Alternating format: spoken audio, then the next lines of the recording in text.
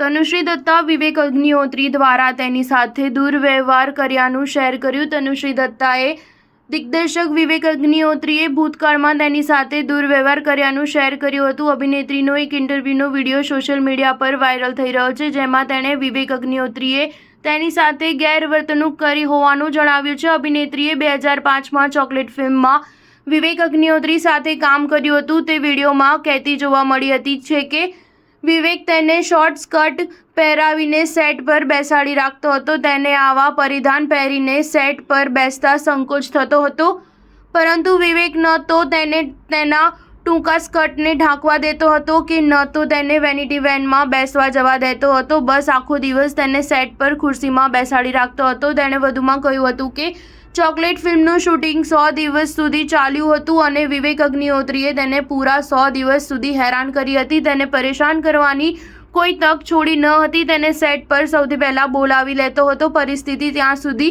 વણસી હતી કે સેટ પર લાઇટ પણ ચાલુ ન થઈ હોય। તેને અંધારું એવી સ્થિતિમાં તેને સેટ પર પહોંચી જવું પડતું હતું। જો જરા પણ તે સેટ પર મોડી પહોંચતી તો વિવેક તેને સહુ કોઈની હાજરીમાં બહુ ખરાબ રીતે દબડાવતો હતો। તેનું અપમાન કરવામાં વિવેકે કોઈ કસર છોડી ન હતી। ઉલ્લેખનીય છે કે મીટુ દરમિયાન તનુશ્રીએ નાના પાટેકર પર પણ હેરેસમેન્ટના આરોપ કર્યા હતા। સ્ટાર ન્યૂઝ 7 હંમેશા સચ્ચાઈની સાથે।